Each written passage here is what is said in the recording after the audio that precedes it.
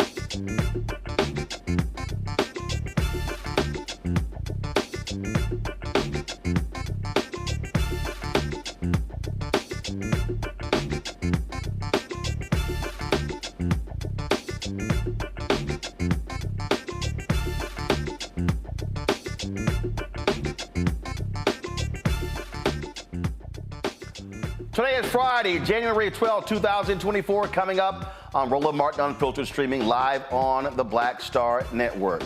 The apparent suicide of Lincoln University of Missouri's Vice President of Student Affairs is sparking outrage and calls for the resignation of the school's president. Allegations of bullying may be what led Dr. Antoinette Bailey to commit suicide. The president of Lincoln University's National Alumni Association will be here to tell us what alums want to see happen.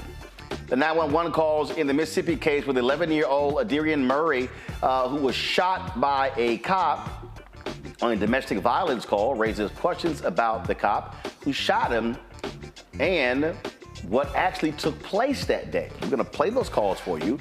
The family attorney, Carlos Moore, is going to be with us to talk about the various discrepancies. Attorney Ben Crump is complaining about a mass grave found behind a Mississippi jail where more than 200 people were found. Some family members say they didn't even know their loved ones were even there.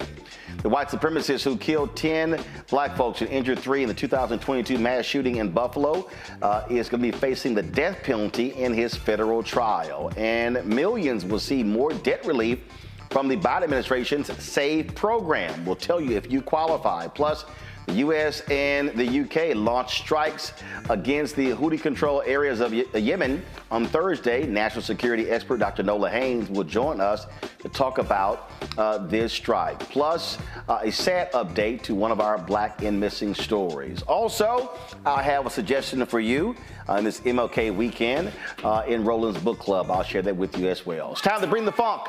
I'm Roland Martin Unfiltered on the Black Star Network. Let's go. Whatever the biz, he's on it. Whatever it is, he's got the scoop, the fact, the find. And when it breaks, he's right on time and it's rolling. Best believe he's knowing. Putting it down from sports to news to politics. With entertainment just for kicks, he's rolling. It's on go, roll, y'all. It's Roland Martin, yeah. Rolling with Roland now.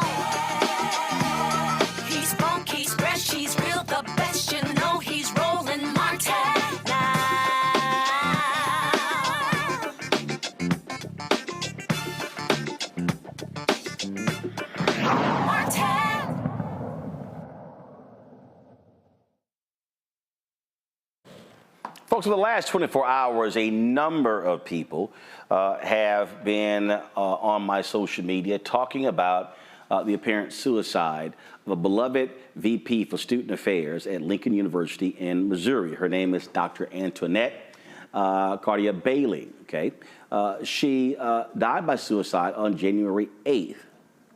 People have been suggesting that it was bullying from the university's president, Dr. John Mosley, that led to her suicide. Folks are demanding that the president also resign. Now, Lincoln University, Missouri is a historically black college university. It is now a predominantly white institution. Today, the Lincoln University Board of Curators announced Dr. Mosley volunteered to be placed on paid administrative leave while a third party reviews the school's personnel processes. According to those close to Dr. Bailey, she was subjected to a toxic work environment, enduring alleged bullying and harassment from President Mosley and other university officials. Despite her numerous attempts to seek support and address the issue, Dr. Bailey was allegedly left unsupported and disregarded.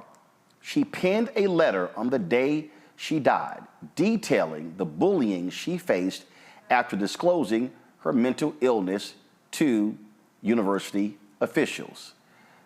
This here is a letter here, folks. Joining us right now from Atlanta is Lincoln University's National Alumni Association President, Dr. Sherman Bonds, who wrote this letter, folks, calling the school's current leadership a liability. This letter has been circulating on social media as well, and folks, of course, have been talking about this.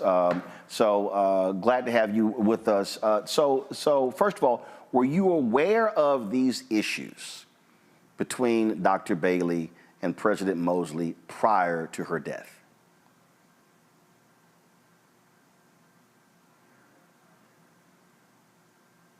Can you hear me?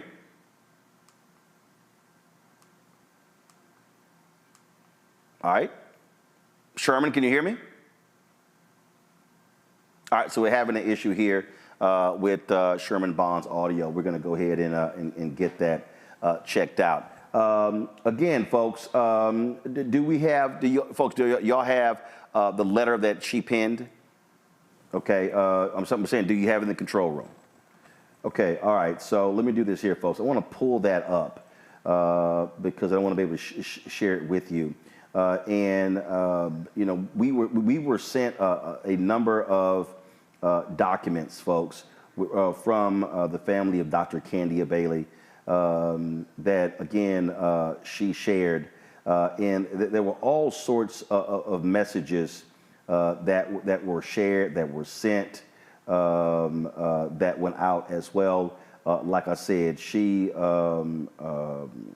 so this here, I'm trying to see here. I want to go ahead and make sure that this is the correct letter here. And like I say, this has really been talked about by a lot of different people.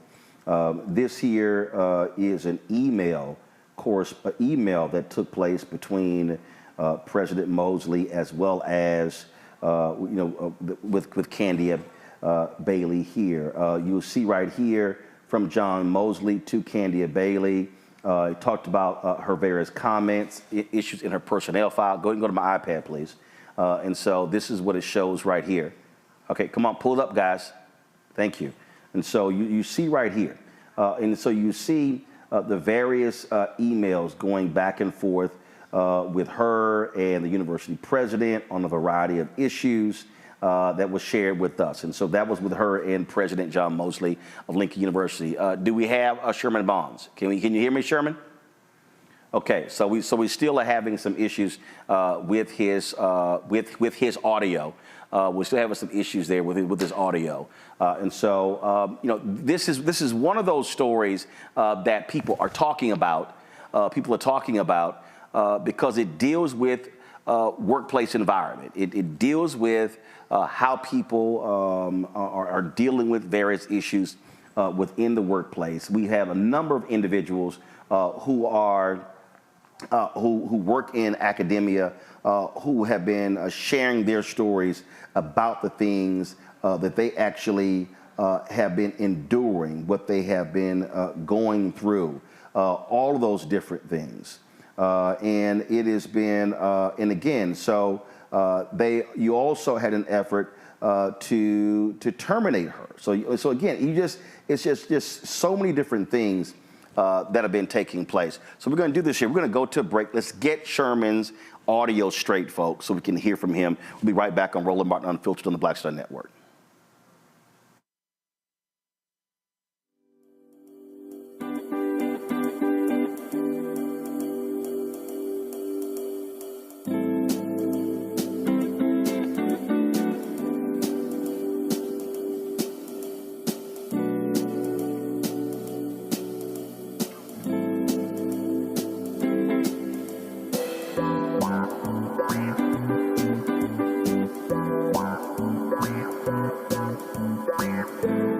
Grow your business or career with Grow with Google's wide range of online courses, digital training, and tools. Gain in-demand job skills with flexible online training programs designed to put you on the fast track to jobs in high-growth fields. No experience is necessary. Learn at your own pace. Complete the online certificate program on your own terms. Stand out to employers, get on a path to in-demand jobs, and connect with top employers who are currently hiring. Take one professional career certificate program or all 6. Earn a Google Career Certificate to prepare for a job in a high-growth field like data analytics, project management, UX design, cybersecurity, and more.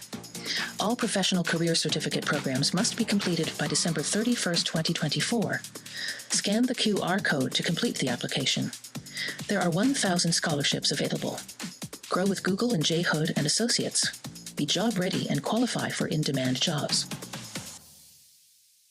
On the next Get Wealthy with me, Deborah Owens, America's Wealth Coach, we're talking about the difficulty of being able to acquire wealth for Black Americans. My guest, Emily Flitter, is the author of The White Wall: How Big Finance is Bankrupting Black Americans. The bad stuff that you feel when you're dealing with the financial services industry is not your fault. It's not your fault, and you don't deserve to be treated like this. That's right here on Get Wealthy, only on Black Star Network.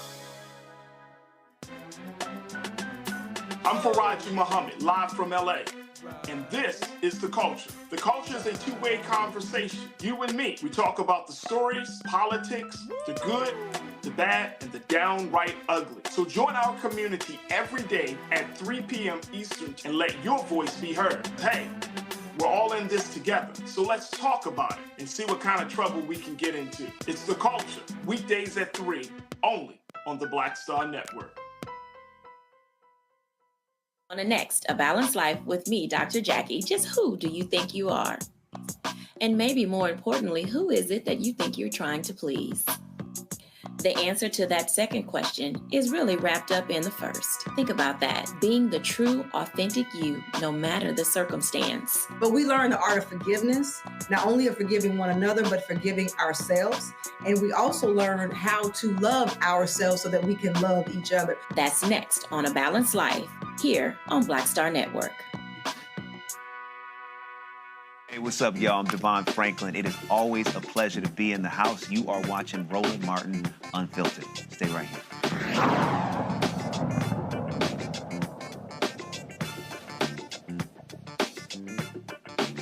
All right, folks, we have the audio issues with Dr. Sherman Bond sorted out. But before I go to him, this is the letter here that Dr. Mosley, that was sent by Dr. Bailey to President Mosley on the day she committed suicide. You see her saying, "Thank you for allowing me to return to Lincoln University on May 1st, 2023 and serve as the Vice President and Dean of Students in the Division of Student Affairs." She goes on to talk about being appreciative of working there. She says, yes, there are some interpersonal personality conflicts with team members. They're dedicated and work hard. I appreciated the meeting, and at the end, before the November evaluation meeting, I asked if you wanted me at LU. Thank you for the indirect response. It spoke volumes. Lincoln is where it started for me and where it ended. I'm expressing my sincere thoughts in this letter. She addresses and speaks about a number of her sorority sisters. She was an AKA in here as well. She goes on and talks about she receiving a 36 out of a 100 score on her evaluation on November 15th. She says that meant I didn't have a pulse and was just a body present. The total score was 100. If I am wrong, please accept my apology. The evaluation was not good. Why did you allow me to work if I was that much of a bad employee with poor leadership? While everyone was asleep, I was working. While on vacation, I was working. You even asked that I do a scheduled send on emails so folks aren't getting messages at all times of the night. I made it clear to staff that I work 24/7, but I don't have that expectation for them to be up working. The staff can never tell you of a time I didn't respond when I was working or away from the office. Never. Who got calls at 2 a.m., answered them, and followed up appropriately. If it was so bad, you should have provided me with an improvement action plan to work with me on my poor performance.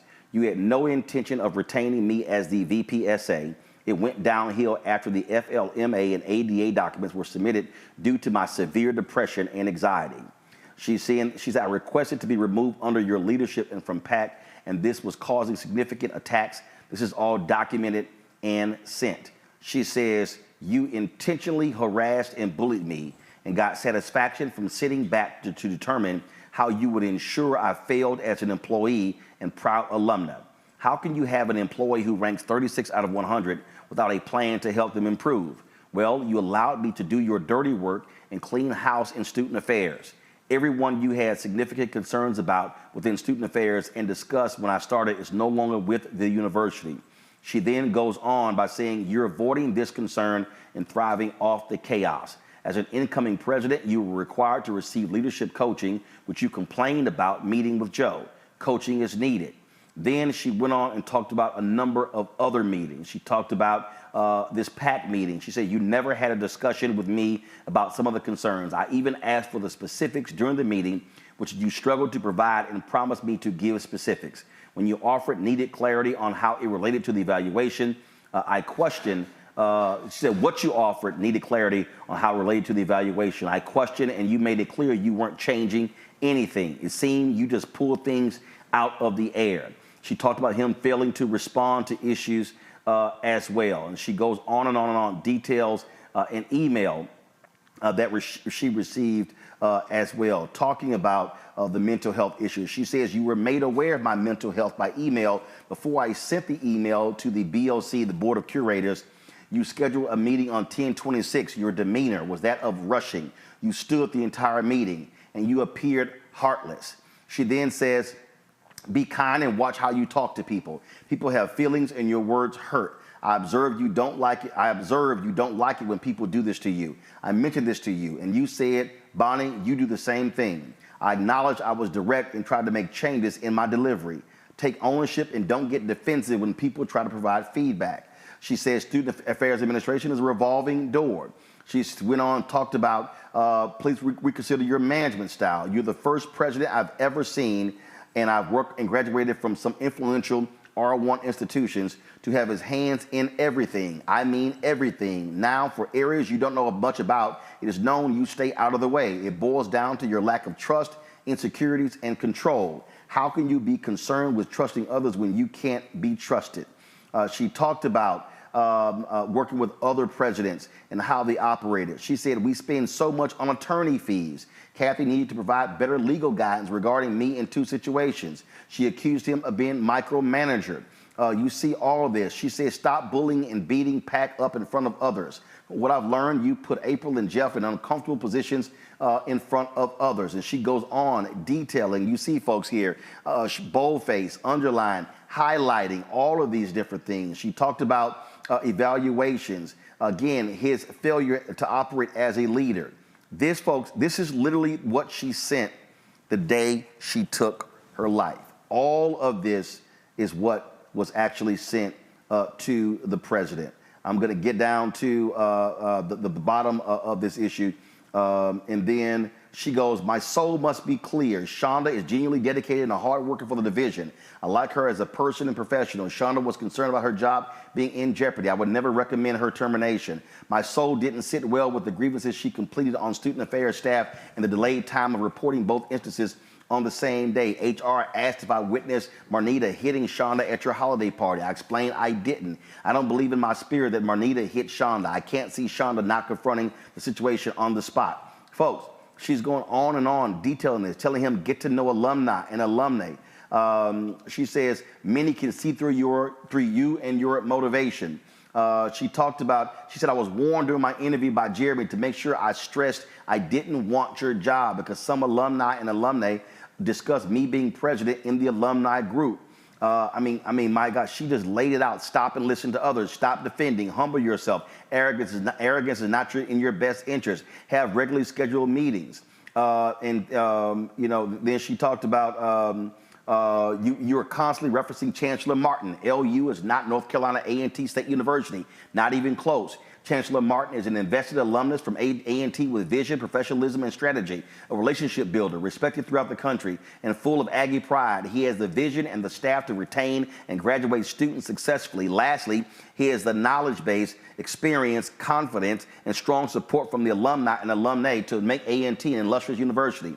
She goes, lastly, mental health is real. I told the investigator I believed the information shared with me until my dying day. I sincerely shared with you about my illness. I was saddened to learn you shared and joked about my condition.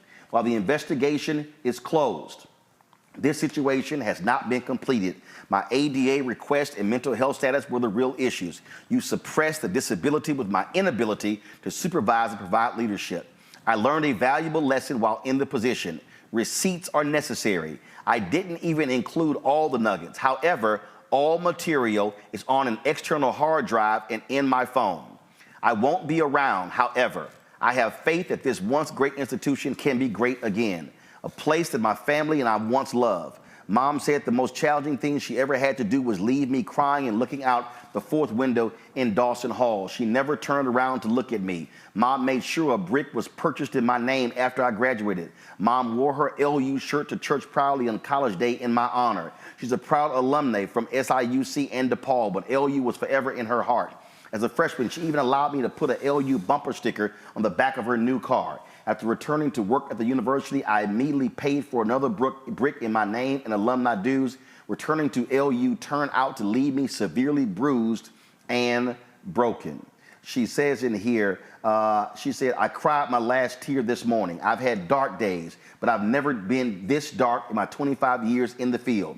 Student affairs was my love, and my love killed me. I hope this message touches someone. If your soul is empty, troubled, in despair, and you see red flags, leave. Don't try to stick around. My soul can now rest. I feel my earthly dash. March 1974, January 2024. A seat has been prepared for me. Karma is a beast and never expires. Karma will catch up to you and a few others. It may not happen tomorrow, however, in time. Karma and ill intentions are like a mirror. It will reflect the pains and bruises you caused on others. Dr. Mosley, may God have mercy on your callous and evil soul. You should never have bad intentions against any child of God. I wish my beloved LU all the best. Blue Tiger Pride, Bonnie. Dr. Bonds, it is painful just reading that letter. Yes, it is, Roland. It's very, very difficult to hear it read to me again. It was difficult for me to read it in real time. And as I read it, when I received it, I ended up receiving a text that she had committed suicide. I offer my condolences to the family and to her husband. I offer my support to my LU family. I offer my love and support to all the AKs out there that are crying and weeping and wailing. I'm set back. I'm dismayed. I'm disappointed. And I find myself in a state of hopelessness. However, but I believe Bonnie, Dr. Bailey made it clear. There's there's a day that's coming, and that day should be coming soon, that we'll be able to move forward, and we'll be able to find closure, and we'll be able to carry on her legacy with the university, and we'll be able to lift up that honorable institution known as Lincoln University. Were you and others made aware of the issues that she was having with the president? Was this common knowledge? No, it's not common knowledge about the depth of her issues. I think we struggle with the president's ability to be an effective leader. We identified early on that he was a novice, parochial, pedestrian candidate that was given an opportunity to step into a seat. The board of curators implied and suggested that they would give him the tools that he would need. And unfortunately, as we wrote a year ago in our letter to give the board of curators our objective views of their decision, they used their autocratic position to claim that it was their entitlement to make the decision. And now we're here with this sad occasion. I call for redirection, I call for a resolution, and I call for the removal of Dr. Mosley from the office of president of Lincoln University.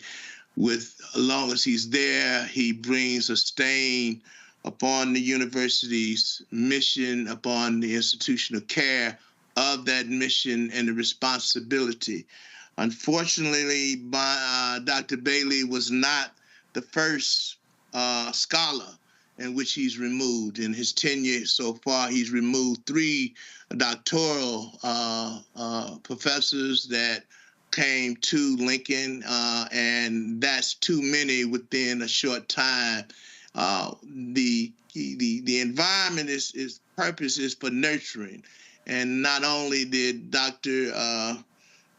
Bailey talk about his insecurity as it relates to the presidency, Dr. Self also shared that was the sentiment of his inability and his insecurities. Sherman, this right here is the board of curators. And have you heard from any of the members of the board of curators with regards to this issue? No. They have not chosen to come out and present in any form. I think they will cower toward the position that this is a personnel matter, and they have no comment. This is a decision in which the board made and has given us. They've given us a weak leader. They've given us an unskilled president who does not have the capacity to build.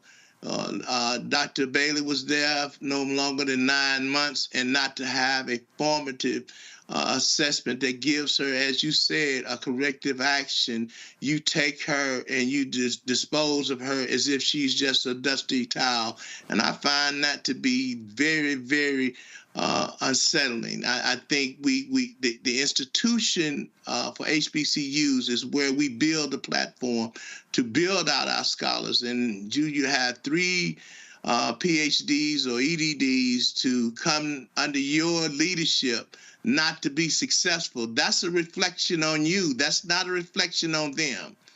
You know, one time you might be able to say yes, but Dr. Self, Dr. Brown, and now you have Dr. Bailey.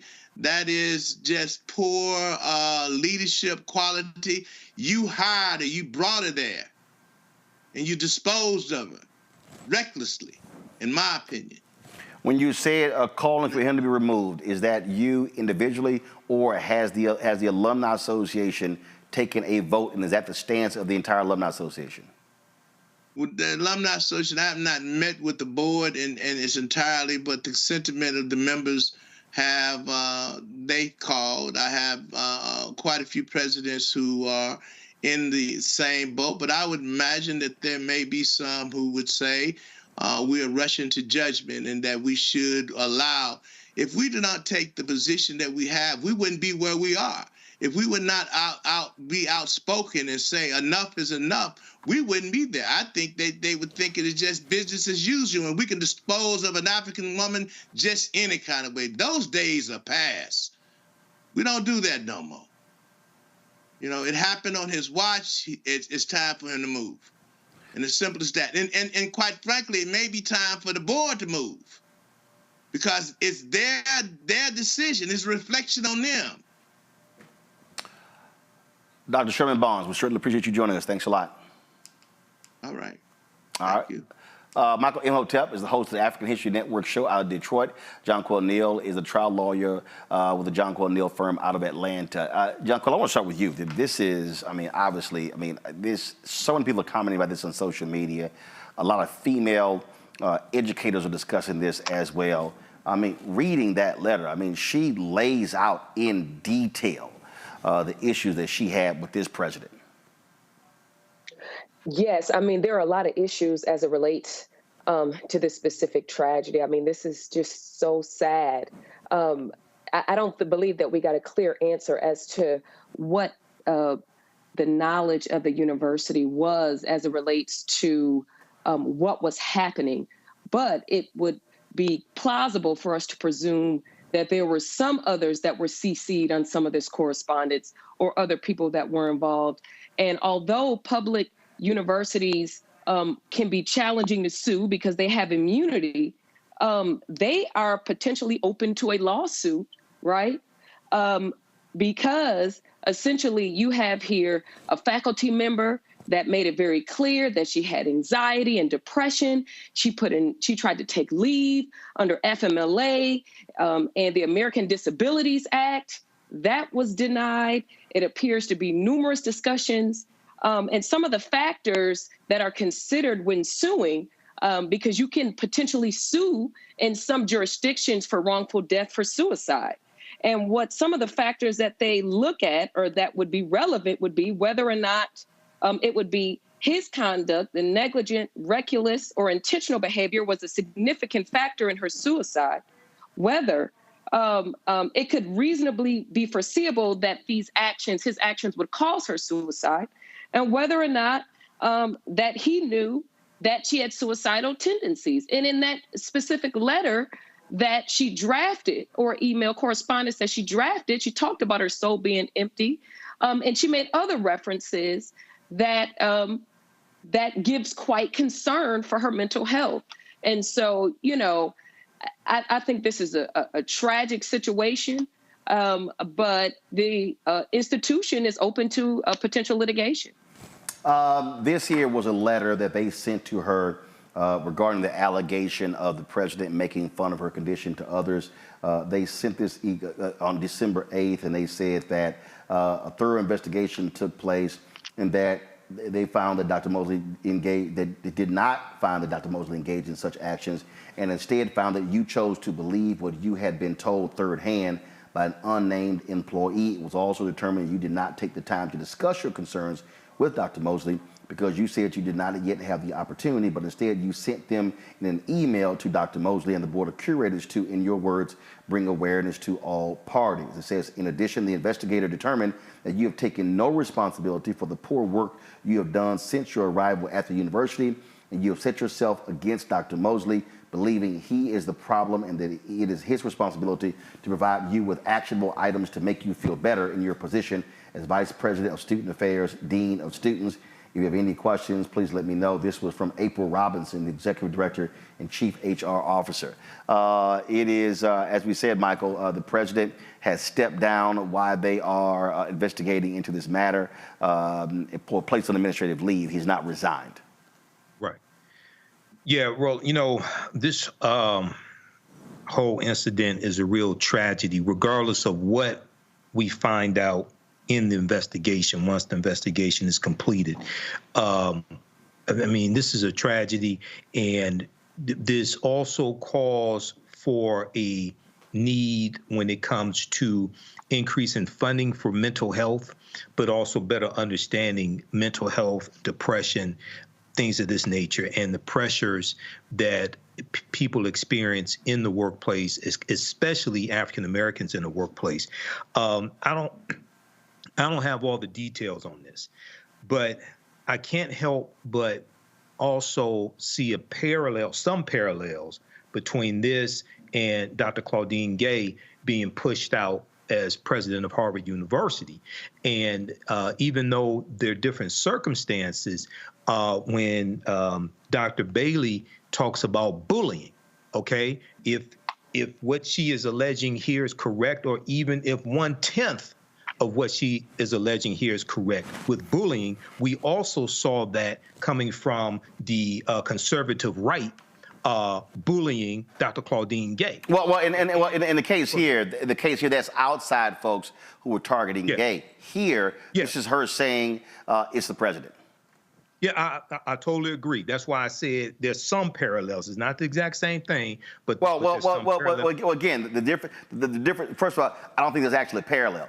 The folks on the right were targeting Gay because of her comments was happening on campus. This is her talking about job performance, and so it's a lot different in that she was working under this person, whereas Gay was not working for her critics.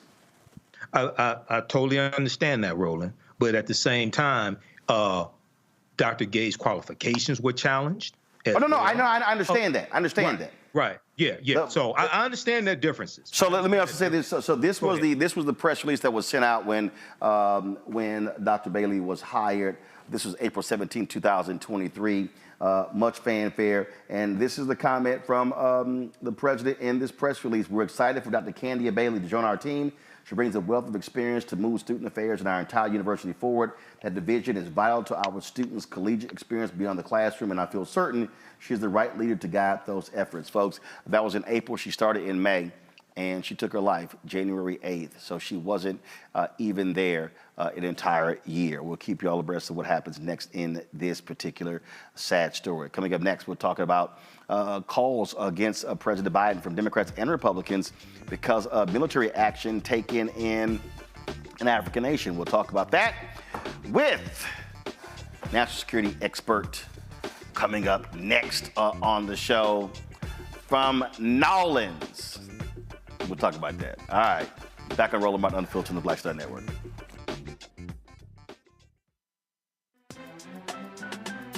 I'm Faraji Muhammad, live from LA.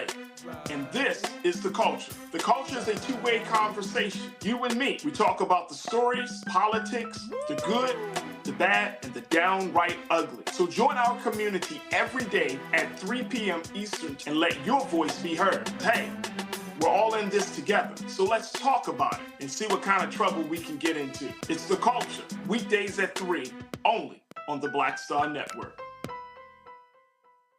Next, on the Black Table with me, Dr. Greg Carr, author Dr. Aderrien Murry, on her astounding and enlightening new book, White Philanthropy, a history we're betting you've never heard before. Don't miss an eye-opening episode of the Black Table, only on Black Star Network. What's good, y'all? This is Doug E. Fresh, and you're watching my brother Roland Martin Unfiltered as we go a little something like this. Hit it. It's real.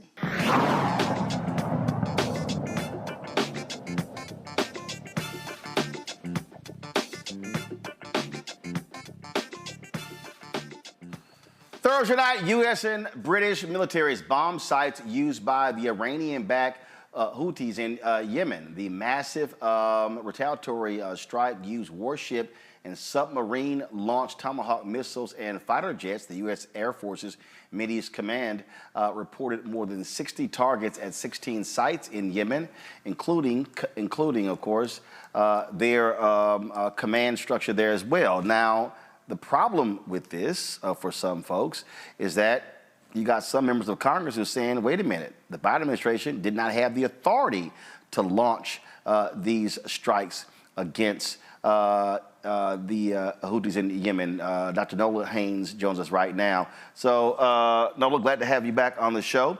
Glad to see you. So, first and foremost, you have the military strike itself. Mm-hmm. But then, of course, now you have members of Congress who are saying, wait a minute, we didn't give you this authority. White House is saying we didn't declare war against anybody. And so explain what happened here. Well, it's really good to be with you in 2024. Happy New Year, Roland, to you and everybody at RMU. So I completely understand why this is a confusing situation, because congressional members that are saying that the president is held to a certain standard under Article 2, they're not wrong, because Article 2 is about first getting congressional authorities for the president to go ahead and officially wage war. But to your point, this is a unique situation in that this has been going on since November 19th to be exact. And there was a coalition that was formed of about 20 nations to make sure that global commerce can continue during the Israel-Gaza war. So that's one part of this. And I know that it's all getting lumped in together. And so there were a series of warnings given to the Houthis, Ansar Allah, however you want to refer to them, to say, hey, this cannot continue. You cannot continue to not only attack Israeli ships, but to also attack partner and coalition ships. So that's how we got to this situation today. There was a really horrible and awful attack against Belgium ships, and there was a coordinated attack against, very specifically, their military capabilities as a response to the attacks that they were already spearheading in the Red Sea. So this is a response to attacks that they have warned Houthis multiple times, including on January 10th with the UN resolution, saying these attacks need to stop now, and they did not. And so the president took action. Now, regional security is very different from what we see, what the optics are, what international security shows us on social media. Within the region, people are happy that the U.S. and the U.K. actually took this step, because ships were literally being attacked. And we're talking about people, I don't think they really realize how much trade is still done on ships and boats. And so that was greatly impacted in the Red Sea. So this is a response to what the Houthis did. This isn't the U.S. or the U.K. coalition partners waging war against Houthis. Two different situations. So there were protests also in the Capitol. This is a video circulating on social media with regards to these protests. Who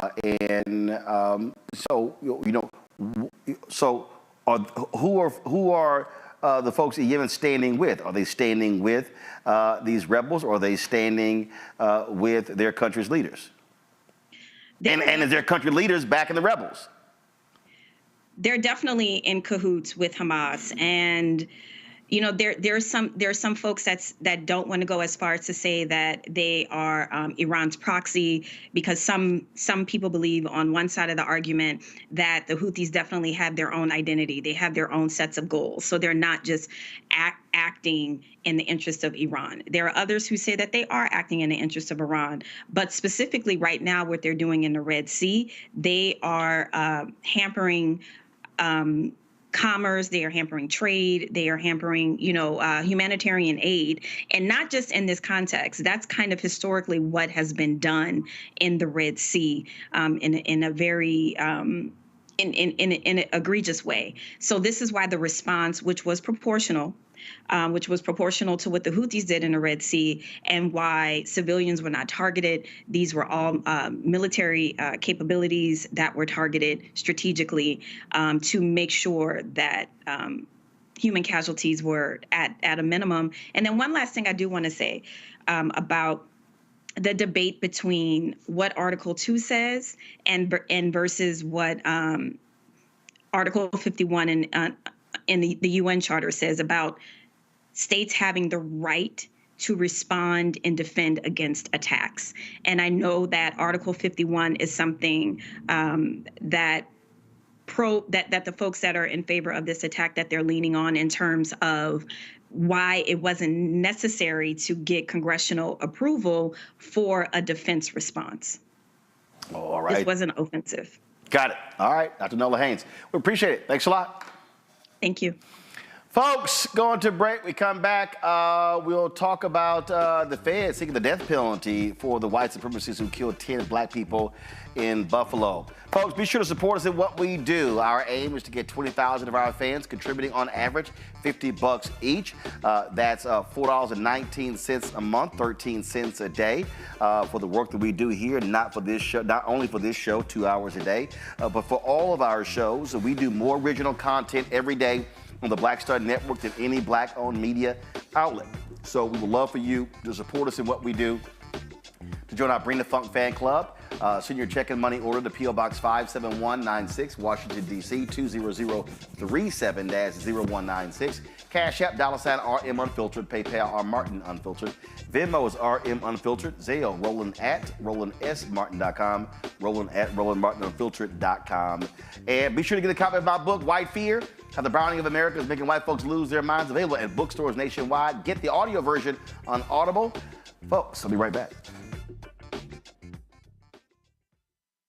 A new year for a new you. Curl Prep Natural Hair Solutions at curlprep.com is an amazing organic line for curls, locks, braids, twists, and even those wigs and extensions. Women, men, and children are loving this line. Look at this video and you be the judge. People line up to see this product in action at hair shows, and when they take a seat and try it, they don't believe it's their hair. Buy the products at curlprep.com. It works on all hair types. Use code ROLAND, that's ROLAND, lowercase letters, to get a 15% discount. Parents, remove the ouch. You will love this system because you can comb the product through your child's hair with your fingers. Seasoned saints are loving the product. It's all at curlprep.com. Use code ROLAND, lowercase letters, to get a 15% discount. You won't believe it's your hair. Give me that bass, give me that beat.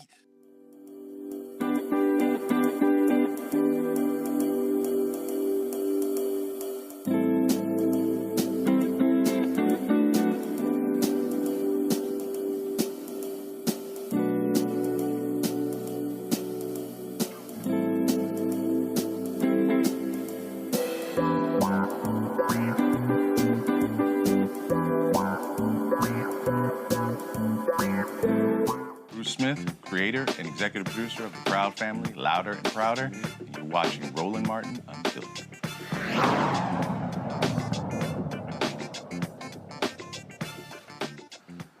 The Justice Department will seek the death penalty for the white supremacist who killed 10 people, 10 black folks, and injured 3 others in a racially motivated shooting at a top supermarket in Buffalo, New York. That took place, of course, in May of 2022.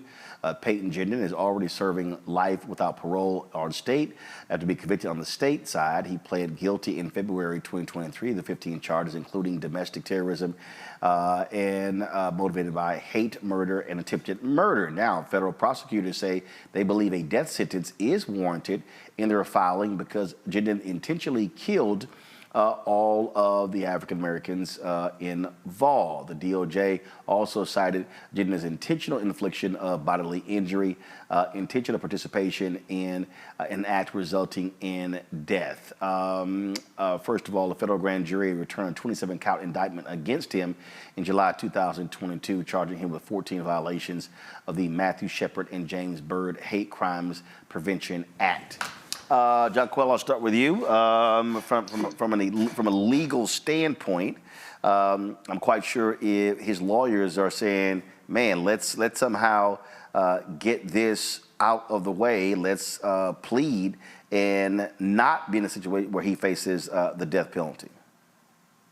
Sure. I mean, of course, you know, what they may do in federal court, what they did in state court, which was enter a guilty plea. But what was interesting and surprising to me is that during the course of his plea at the state level, he admitted on the record that he killed the victims in the store because of their race and because of them being black.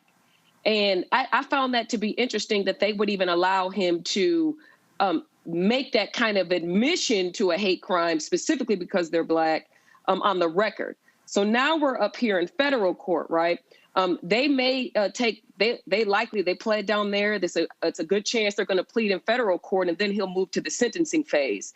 And of course, essentially the sentencing phase in a capital murder case is a trial. The court will hear from witnesses. You'll have a trier of fact that will look at several factors to determine whether or not that's the appropriate punishment. And certainly, if he does plead guilty, that can be considered as a mitigating factor, right? Because he is accepting some form of guilt. However, the heinous nature of the crime, the loss of 10 lives, 3 additional victims that were injured. As a result, we have the lost lives of it's just a senseless, horrifying act that he committed. But essentially, it will ultimately be up to the juror of fact, and they'll look at several factors, and including him admitting on the record that he killed the 10 victims because they were Black. Michael. You know, Roland, once again, this was a heinous act. I know we discussed it here on the show a number of times, but yes, I think he deserves the death penalty. Now, I'm not an advocate for the death penalty because it's used disproportionately against African Americans. 1, 2, we know sometimes you find out people were on death row and they're innocent and they're released from prison, or wrongly convicted, things of this nature. But I do make exceptions for the death penalty. But in this case here, I think it's important for people to understand that Peyton Gendron pushed the far-right conspiracy known as the Great Replacement Theory, okay, which was also pushed by Tucker Carlson on Fox News and other conservatives, other white supremacist, things of this nature. And, you know, I think hopefully this will send a clear message that this is not going to be tolerated. And I think it's also important for people to research the Matthew Shepard and James Byrd Hate Crimes Prevention Act that we've talked about here on this show before. And James Byrd was the African-American man killed in Jasper, Texas, because I do hear African Americans say, well, Asians got a hate crimes bill, right? They don't talk about the Matthew Shepard and James Byrd Hate Crimes Act. No. They say, no. They say Asians got a hate crimes bill. We ain't never had one. I know. That's a lie. I'm saying they don't. I know it's a lie. That's what I'm saying. They don't talk about this bill here. 1, 2, the first. No. Or if they do, they'll say, no. But that was the white gay guy, and his name on the bill too. Where's one that's just us? Well, there were 2. First of all, the one dealing with church burnings. That was us. I'm dealing with the first one, 1968. Right, I'm saying so. Fair Housing Act. But all these folks, it's all a bunch of BS. I understand, but proper documentation ends all conversation. 1968, the first hate crimes act in the history of this country, signed into law by President Lyndon Baines Johnson, part of the Fair Housing Act, which was the result of the modern-day civil rights movement, largely done for African Americans. Okay, so people have to do this research and stop listening to Black social media disinformation agents who are putting out nonsense. Well, they real good at that. Folks, check this out. So white nationalist Charlie Kirk, the Turning Point USA, they love Donald Trump. They also had a whole bunch of racists work for them. These are the fools who initially had Candace Owens, that clueless fool working for them as well. So check this out. This fool, Charlie Kirk, now says he's going to come out and every week discredit Dr. King because he believes that the Civil Rights Act should never have been passed, and that, as they say, it ushered in a permanent DEI-type bureaucracy. So check this out. Kirk, he says in his quote, we're going to be hitting him every week. Yeah, on the day of the Iowa caucus, it's MLK Day. We're going to do the things you're not supposed to do. We're going to tell the truth about MLK Jr. You better tune in. Blake has already been preparing. It's going to be great. Oh, who's Blake? Well, this person here says, Blake is an apparent reference to Blake Neff, a producer of the Charlie Kirk Show. In 2020, Neff resigned from his job at Fox News as Tucker Carlson's top writer after CNN revealed he had been making racist posts under a pseudonym. No shock, Michael, that Charlie Kirk would have a racist working on his show. No shock at all, because birds of a feather flock together. And when this idiot, Charlie Kirk, puts out his misinformation about Dr. King, African Americans or responsible African American media, like right here on Black Star Media Network and on the African History Network show, we need to tear his ass up and hit him with the facts and evidence, okay? Because these people going into 2024 now, they're going to continue to lie and spread misinformation, and we have to shut them down at every step of the way. And here's the deal, and John Quell, I mean, the reason I wrote this book, the reason I laid out In White Fear, and I call all this, I said all these things were going to happen. Their goal is to attack any and everything that has been beneficial to black folks and others. That is their aim. Mm-hmm. You know, it brings up just an interesting topic about when affirmative action, how that was just, it's over, right? That set us back 124 years. I mean, there have been so many attacks, and there just has not been any outrage behind it. There hasn't been, you just don't hear anything about it. It's just kind of like everybody just pick up and just said, all right, affirmative action is over. And it really has a lot to do, and we should be concerned as a community about the future of the young people behind us, right? I mean, we have got to fight back to all of these attacks, because they're chipping away, and it's chipping away at the progress that we have been able to make through the years.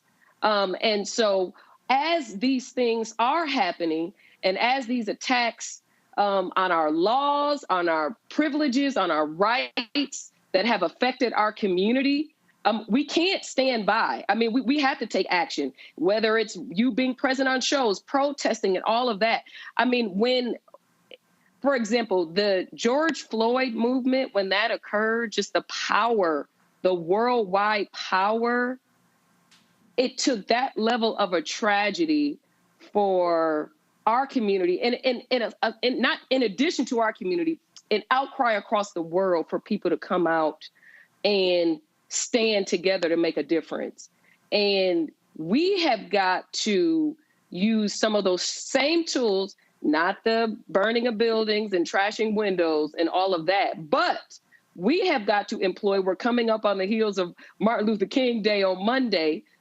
We have got to, as a community, work together to fight back against all of these attacks on our community. Well, bottom line is, let's be clear, a lot of that you had folks who were insurgents who were in that. In fact, in Minneapolis, it was a white supremacist who was outed as starting fires there. So they love to try to blame Black Lives Matter for that, but that's what we also had happen in a lot of this. But you're absolutely right. It is a question of mobilizing, organizing to fight back. That's why we keep saying on the show, there is a very clear and well-funded attack against not just affirmative action, not just DEI, but any and everything that has been able to assist African Americans. And so we're seeing it happen right before us. All right, folks, when we come back, we're going to talk about the case out of Mississippi. 911 calls will be released in the case of the shooting with an 11-year-old black boy shot by the Indianola, Mississippi cop. The tapes are a little different than what Sergeant Greg Capers said what happened. We'll explain. Plus, I'll have for you my book club suggestion on this MLK Day weekend, and it's not about him. That and a lot more in the second hour of Roland Martin Unfiltered on the Black Star Network. Hatred on the streets, a horrific scene, a white nationalist rally that descended into deadly violence. White people are losing their damn minds. An angry pro-Trump mob storms the U.S. Capitol. We've seen shooting. We're about to see the rise of what I call white minority resistance. We have seen white folks in this country who simply cannot tolerate black folks voting. I think what we're seeing is the inevitable result of violent denial. This is part of American history. Every time that people of color have made progress, whether real or symbolic, there has been what Carol Anderson at Emory University calls white rage as a backlash. backlash. This is the rise of the Proud Boys and the Boogaloo Boys. America, there's going to be more of this. Here's all the Proud Boys, guys. This country is getting increasingly racist in its behaviors and its attitudes because of the fear of white people. The fear that they're taking our jobs, they're taking our resources, they're taking our women. This is white fear.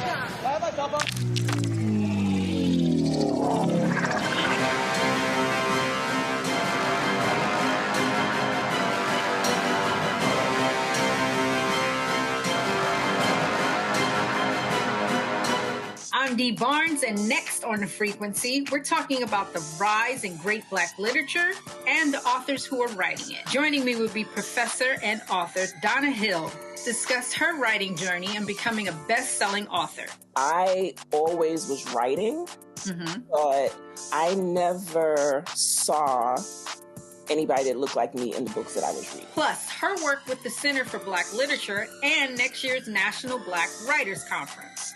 That's right here on The Frequency on the Black Star Network.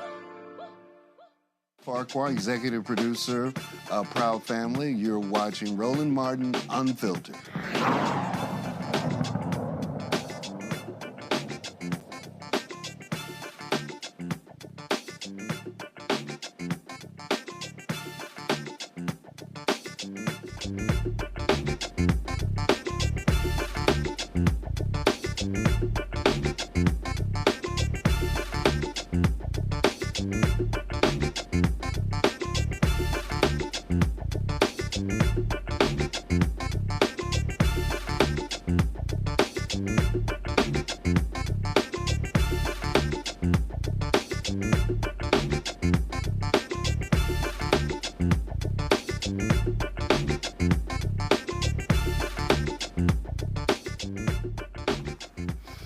All right, folks, let's talk about this story out of Mississippi where attorneys for Aderrien Murry, the 11-year-old boy, Mississippi boy, who Indianola Police Sergeant Greg Capers shot on a domestic violence call. They released a 911 dispatch audio tape suggesting that mistakes were made before the near-fatal encounter. These 911 recordings raised questions about whether Capers knew there was a child in the home when he and another officer responded to the domestic disturbance calls placed by Aderrien's grandmother, who was not there, and then by Aderrien. So what we did was piece together the calls in the body cam video in the sequence that everything happened. Watch. Indianola PD. Yes, East, send a call to 1111 BB King Road. 1111 BB King? Yes. What's going on at that location? The boyfriend jumping on her mama. Okay, are you at that location? No, that's my grandson. You can call me. Just we can call me. Okay. Who can the officer make contact at that location? Michaela Murray. Michaela. You need that one of them, right? I tell him that he called me. What's going on?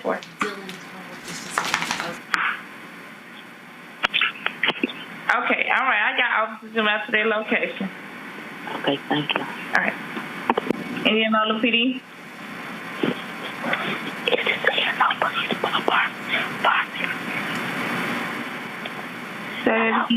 Yeah, I'm listening. I need some cops. 629. You said 629 BB King? 1111 BB King? Michaela Murray? Yes. Okay, I got officers en route to you. Help me, help. I got officers en route. Someone already called for you. They're en route right now. Okay. Hello. They're outside. Can you? I know.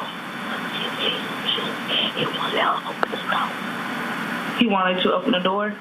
Yeah. Okay, hold on. Stay on the phone. Okay.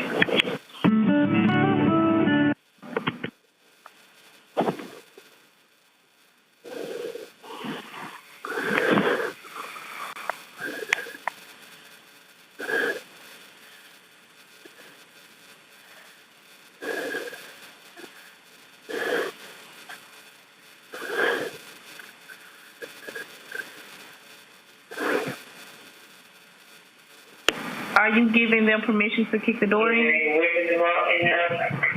Is there any weapons involved? Hello? Is there any weapons involved? What did you say? Do he have any weapons? No, I don't think so. Okay. They asking, do they have your permission to kick the door in? Yes. Okay.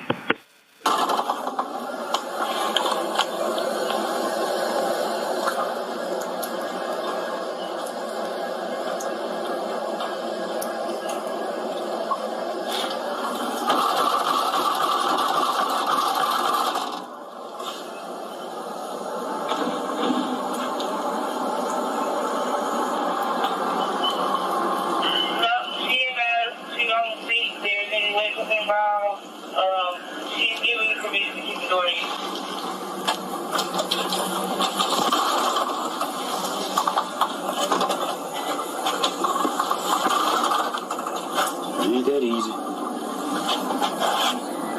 Who is he? Let me see your hands. Let me see your hands. Where is he at? Where is he at? You better come on out. Come out, ma'am. Does he have any weapons? Step out. Come on out. Go that way. Step out. Go. Come out, sir. Don't make us come in. Look, go. You need to move. Get from behind me. Go on out there. Where is he at? I just was trying to tell her she told me to move. Police, you got any weapons? You better put them down. Oh my God! Oh my God! Missed that!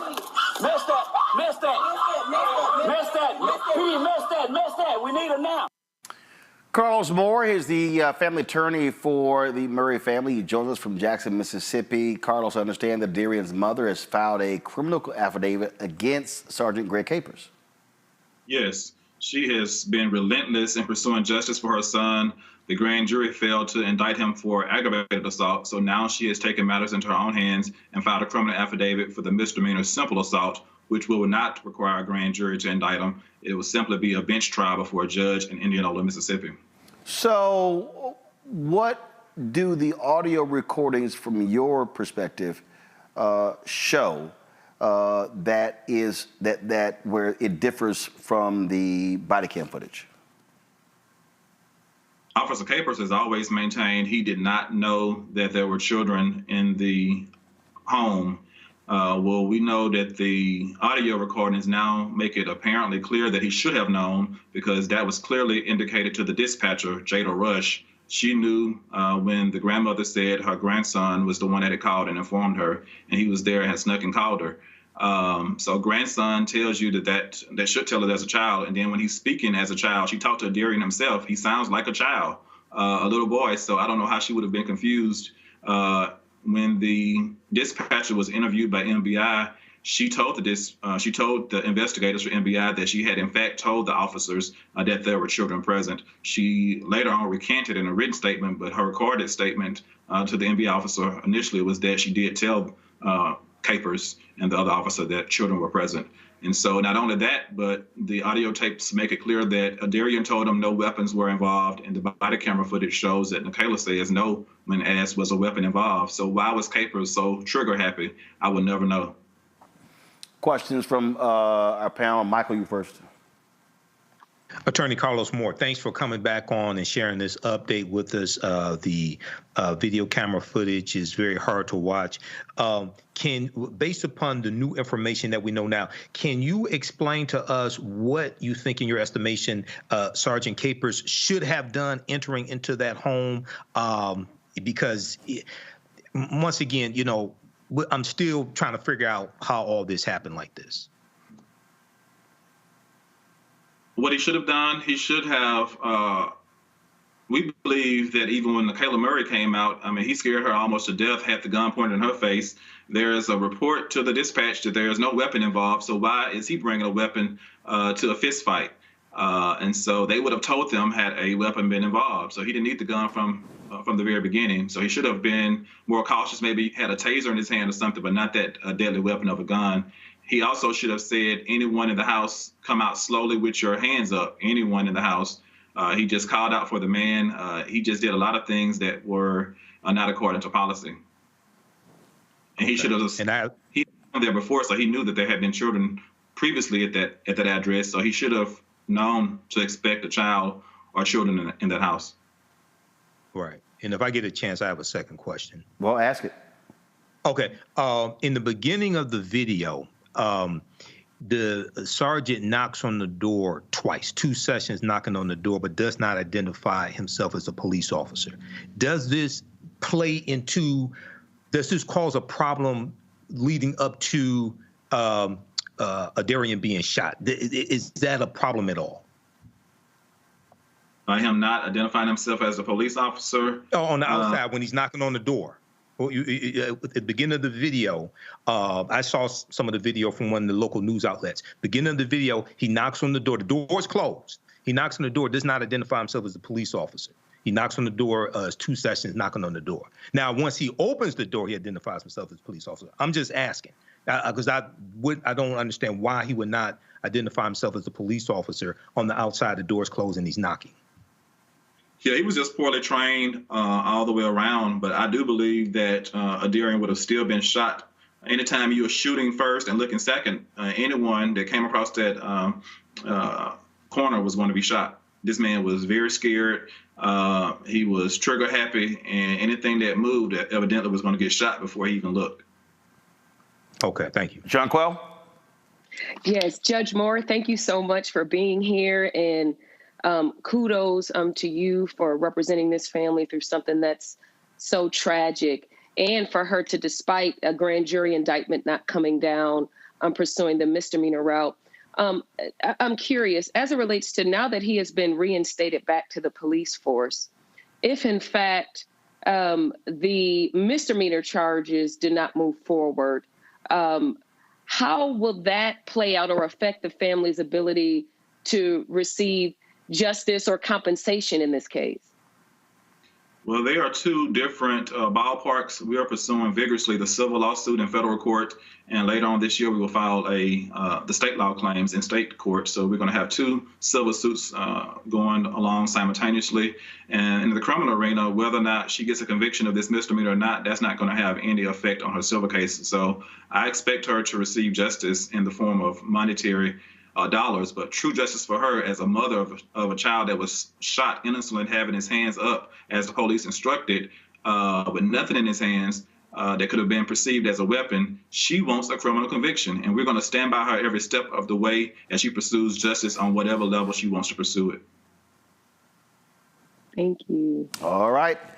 Well, Carlos, we certainly appreciate it. Thanks so much for coming back on. All right. Thanks, Roland. All right, then. All right, folks, going to a break. We come back more on Roland Martin Unfiltered, including President Joe Biden, a new student loan forgiveness plans. I thought all these people kept saying that was a broken campaign promise. All right, more facts for y'all when you come back. Don't forget to support us in what we do. Join our Bring the Fuck fan club. Folks, our goal is to get 20,000 of our fans contributing $50, on average $50 each for the year. That'll raise us $1 million to do what we do. Please send your check and money orders, P.O. Box 57196, Washington, D.C. 20037-0196. Cash App, $RM Unfiltered, PayPal, or Martin Unfiltered. Venmo is RM Unfiltered. Zelle, Roland at RolandSMartin.com. Roland at RolandMartinUnfiltered.com. Be sure to download the Black Star Network app. We're trying to get to 100,000 downloads, folks. Your iPhone, Apple phone, your iPhone, Android phone, Apple TV, Android TV, Roku, Amazon Fire TV, Xbox One, Samsung Smart TV. Also, you can support us by checking out our 24-hour, 7-day-a-week streaming channel. We're available on Amazon News by simply go to Amazon Fire. You can also tell Alexa to play news from the Black Star Network. You can also check us out on Plex TV, Amazon Freevee, and Amazon Prime Video. And be sure to get a copy of my book, White Fear: How the Browning of America is Making White Folks Lose Their Minds, available at bookstores nationwide. Also get the Audible version. I'm reading it on Audible. We'll be right back. When you talk about blackness and what happens in black culture, we're about covering these things that matter to us, speaking to our issues and concerns. This is a genuine people-powered movement. There's a lot of stuff that we're not getting. You get it, and you spread the word. We wish to plead our own cause Too long have others spoken for us. We cannot tell our own story if we can't pay for it. This is about covering us. Invest in black-owned media. Your dollars matter. We don't have to keep asking them to cover our stuff. So please support us in what we do, folks. We want to hit 2,000 people, $50 this month, raise $100,000. We're behind 100,000, so we want to hit that. Y'all money makes this possible. Checks and money orders go to P.O. Box 57196, Washington, D.C. 20037-0196. The Cash App is $RM Unfiltered. PayPal is R Martin Unfiltered. Venmo is RM Unfiltered. Zelle is roland@rolandsmartin.com. On the next A Balanced Life with me, Dr. Jackie, just who do you think you are? And maybe more importantly, who is it that you think you're trying to please? The answer to that second question is really wrapped up in the first. Think about that. Being the true, authentic you, no matter the circumstance. But we learn the art of forgiveness, not only of forgiving one another, but forgiving ourselves. And we also learn how to love ourselves so that we can love each other. That's next on A Balanced Life, here on Black Star Network. Me, Sherry Shepard, and you know what you're watching, Roland Martin Unfiltered.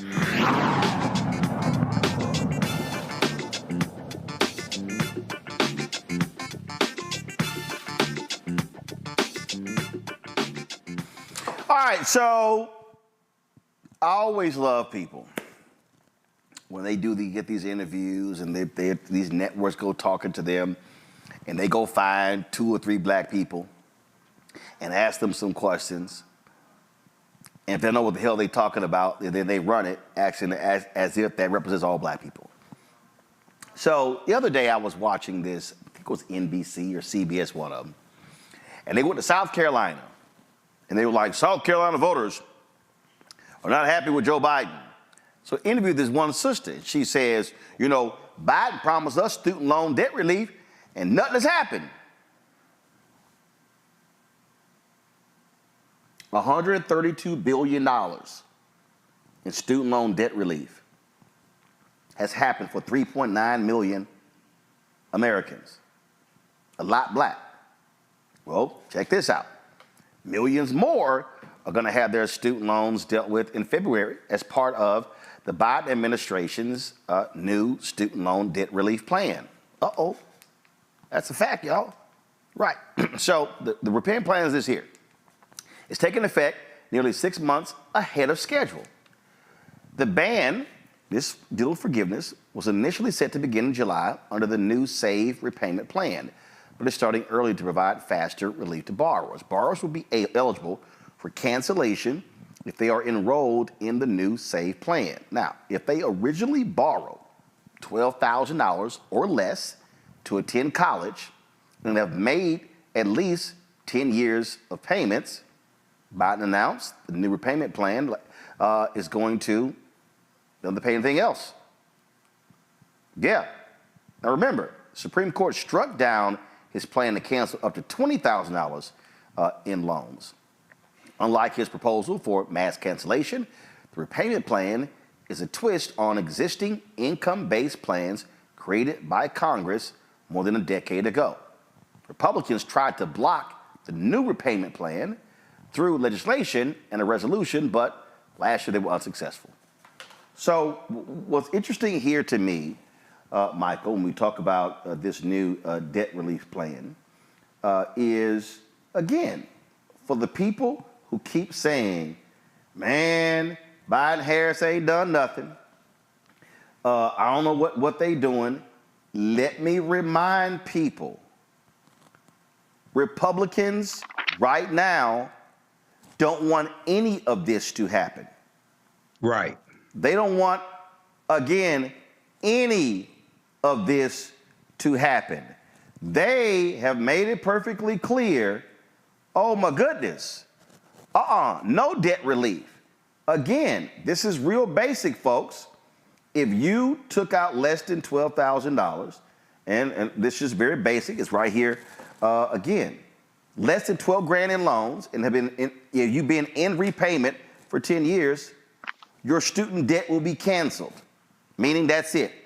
If y'all got any questions, go to studentaid.gov /save. I'm trying to understand, how can you keep saying, well, he didn't do nothing about student loans? I don't get it. Because they don't read. That's why. I don't know if they get most of their news about politics from Charlemagne the God on the Breakfast Club. I don't know where they get this misinformation from. But if you just go to whitehouse.gov, they have updated information there dealing with student loan forgiveness. So this is important. Now, this is not everything that we want, but you don't get it all at one time sometimes. And keep in mind. No, you don't get all that you want most of the time, especially when Republicans now control the House. You got a narrow margin in the Senate. You just, the numbers aren't there. Well, that's what I'm coming to. And in fact, hold on, Michael, because I want you to, because here's the other thing, because you mentioned the Fair Housing Act, which is the 1968 Civil Rights Act. Yes. Let me remind black people and everybody else, Democrats had huge margins. Let me say it again. When you see those acts, oh my goodness, 300 plus people voted for those, because they had huge margins. It wasn't, the reason it was hard, because the Southern senators controlled key committees on the Senate side. That's why it was so hard. But people act like, oh, they've got 65 votes in the Senate. They've got 300 votes in the House. No, they don't. Yeah. They don't. Well, Democrats control the House of Representatives for about 40 years up until the Bill Clinton administration. You had the backlash of the angry white male. But the point I was making is I find it interesting when people say, oh, nothing's been done on student loan forgiveness. One, you have almost $130 billion forgiven that you talked about. Two, you had Republicans filing lawsuits to block Biden's student loan forgiveness that would have moved 500,000 African-American families from a negative net worth to a positive net worth, his executive order, okay? And the reason why it was struck down is because of Trump's 6-3 conservative Supreme Court that goes back to the 2016 presidential election. Hold up, and a number of Republican attorneys generals who filed the lawsuit. Yep. So this deals with who you vote for at the state level, but also for president and the Senate, because very quickly, people forget this, 2014, Democrats lose control of the U.S. Senate. Mitch McConnell, Republicans take control of the Senate. They blocked 103 federal judge nominations for President Barack Obama and Merrick Garland for Supreme Court. Trump becomes president. He gets 3 Supreme Court nominations confirmed and 226 federal judges with the help of Mitch McConnell and Republicans in the Senate, because the Senate confirms Supreme Court justices and federal judges. We have to understand how all this fits together and focus on, this is about self-preservation and political self-defense. When you want bills on this end and executive orders on this end not to be overturned in court, it also deals with who you voted for in the previous election and who was confirmed to the Supreme Court by the U.S. Senate. So a lot of our people don't understand how all this connects, but this is why Civics 101 is so important and Roland Martin Unfiltered is so important. John Quell, the thing that's interesting, and again, I get it, and it's all about self-interest. I was on Twitter earlier, and this one woman was complaining because she was like, well, physician debt isn't a part, of the student loan debt relief, and that ain't fair. I get it. But again, they couldn't get it for everybody. But again, we're talking, it's $132 billion. This is going to add more to it. So to act like it's not happening, to me, is disingenuous. It's nonsensical. Well, I think that Americans want to feel that whomever they've elected into power, that they are reaping the benefits instead of looking at it for the greater good perspective, right?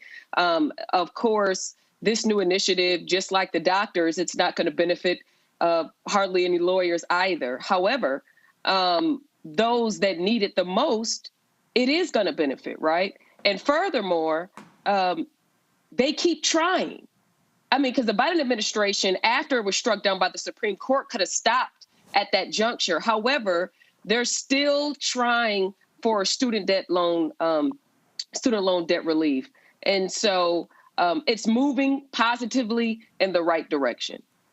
Well, and I think look, Robert Patillo was on our show Wednesday. He's an attorney, and he talked about how his student loan payments went from $1,600 a month down to $200. Oh, he happy as hell. That's a house note. Yes. You're right. That's some people's mortgages. And I wasn't speaking for the entire profession as a whole, but when you're talking about just generally speaking, just this specific initiative for those that took out $12,000, and maybe there are some attorneys out there, other professionals that may have only had to take out $12,000, and it certainly would affect them. But I think that for the greater good, that it's moving in a positive direction and it's benefiting our community. And so I'm just glad that they're continuing the efforts, and hopefully after this wave, there will be another one. Look, I agree. It just kills me when I sit here and listen to folks who say these things, and also when you hear folks sitting here and say, "Oh well, black folks, haven't gotten this," and let me be real clear, in terms of what has happened. And here's the other thing right here. So Quentin Folks, who is the deputy campaign manager for the Biden-Harris reelection campaign, he was on MSNBC the other day. And again, I'm playing this for all those people out there. If you hear anybody out there saying how what's happening right now has not had an economic impact or positive economic impact on black people, listen to this. No administration has accomplished what the Biden-Harris administration has accomplished for the African-American community. We're talking about black wealth being up 60%. We're talking about the racial wealth gap being the lowest that it's ever been in recorded history. Record low unemployment for black Americans.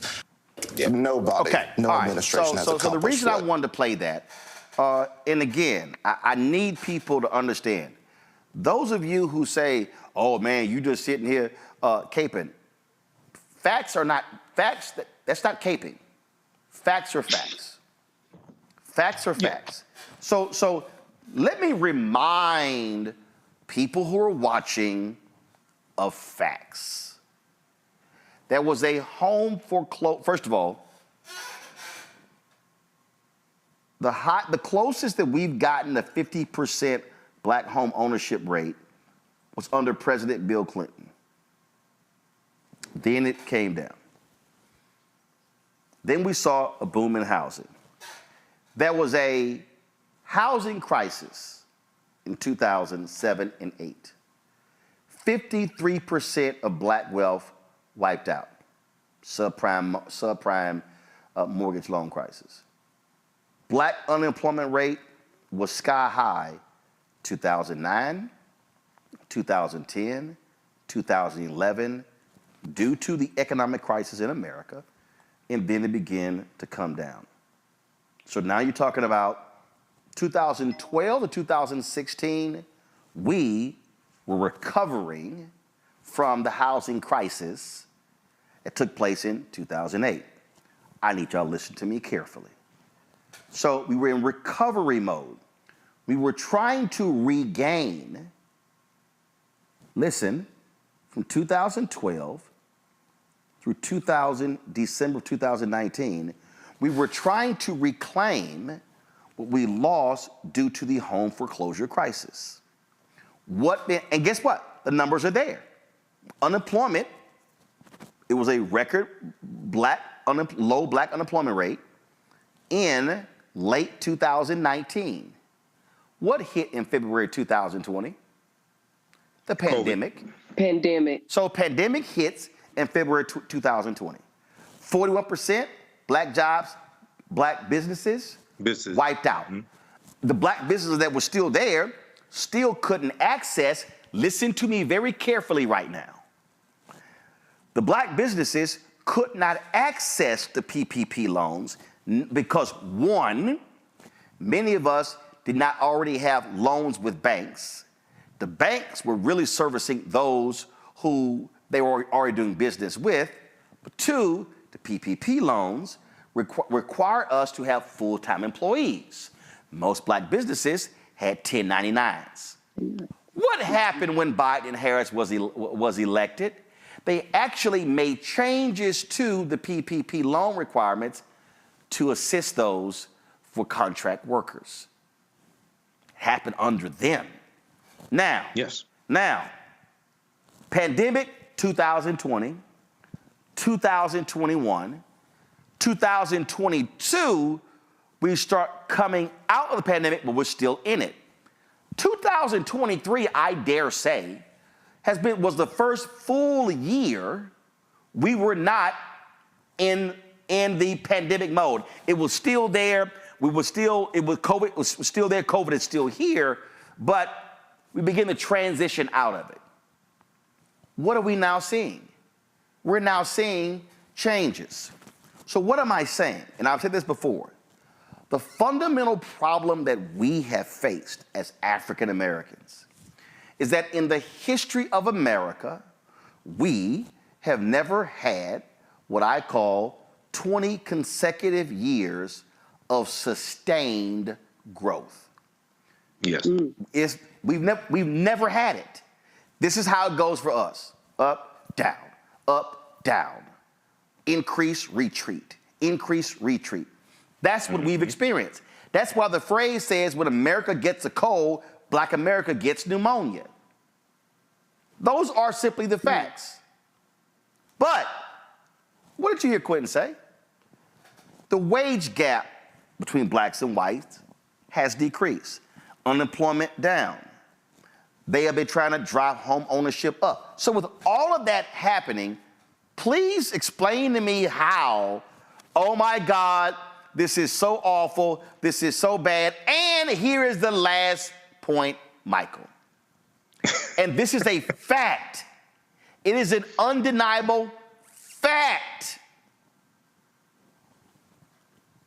Job growth under Democratic presidents historically has been better than under Republicans. Republicans are excellent at marketing that they are the party of business, so therefore people say, I trust them with the economy. No, you could trust them for tax cuts for big business. So people need to understand facts. I'm not talking emotion. I'm not talking perception. I'm not talking feeling. I'm talking undeniable facts. Absolutely. And even Donald Trump a few years ago when the video has resurfaced where he said that the economy does better when Democrats are in charge as opposed to Republicans. We know he added $8.2 trillion to the national debt in his 4 years. We know he had the $2 trillion tax cut that helped corporations and the wealthy. But talk about facts. I mentioned this here on the show. Everybody, please read this and stop listening to these disinformation agents. Fact sheet, the Biden-Harris administration advances equity and opportunity for Black Americans and communities across the country. 36-page document at whitehouse.gov breaks down how all these policies help us. Or you could do something as simple as Google, how have the policies of the Biden-Harris administration helped the African-American community? This is the first thing that comes up. We have to do better and stop listening to these uninformed disinformation agents, even the ones with large platforms, because I can listen to them tell they don't know what the hell they're talking about. John Quayle, I understand folks who say, man, I'm not feeling it. But let me also just remind people of some things as well. I hear this, John Quayle, man, Trump and them stimmies. It was a worldwide emergency. It hadn't happened in 100 years. So if you are sitting out there thinking how great your life was because of them stimmies. Let me be clear. Them stimmies ain't coming back. That ship has sailed. It ain't happening. That PPP loan program is not coming back. It's not happening. In fact, many of the programs, the assistance programs, Republicans right now want to cut. But one of the things that people say when they say, man, I'm not feeling this thing, is because many of the programs that were put in place to ease the economic conditions for Americans, they started expiring. Folks, listen. The assistance, the programs where they say they could not expel folks from housing, those began to expire. The home, the daycare, the child care assistance began to expire. All of those things. And so for people who are saying, oh man, under Trump, and here's the other thing that's that's just the dumbest thing. Man, under Trump, man, things were great. 2017, 2018, 2019, we were dealing with the after effects of the Obama economy and all of the hard work that was put in place because of what happened in 2008, 9, 10, and 11. We were booming from 2012 to 2019. Then the pandemic hit 2020. Trump is only there 1 year. Most people actually were under those programs longer under Biden because he became president in 2021, and then you throw in 2022, they started expiring in 2023. And so people need to get that. And when we talk about inflation, I saw one of these idiots in the YouTube chat say, oh, yeah, well, inflation. Well, John Quell, is real simple. All of these businesses, let me remind people, gas companies, other businesses, they were losing crazy amounts of money because guess what? Wasn't nobody buying nothing, traveling nowhere, doing nothing for 2020, 2021. So you know what they started doing in 2022? Jacking up prices. All of these public companies started announcing record profits. That's what was driving inflation. And so this is sort of now where we are. And so people are running around saying, they ain't done this, they ain't done that. But you can look at the facts and go, well, actually they did. And the reason our economy has turned around and we're making headway is because of those things that were done. But anybody, John Quayle, who's running around thinking that they're gonna be raining stimmy checks down like you in a strip club if Donald Trump is elected are outside of their minds. I tend to absolutely agree with you on that. And furthermore, I think that some people are forgetting that President Obama had, I don't believe it was called an infectious disease group, but he had a group that essentially that would study the infections that were going on worldwide to kind of help prevent the kind of widespread effects that we had with COVID. And when Trump came in, he dismantled that group. And furthermore, when urged to close the U.S. borders, he refused to do it.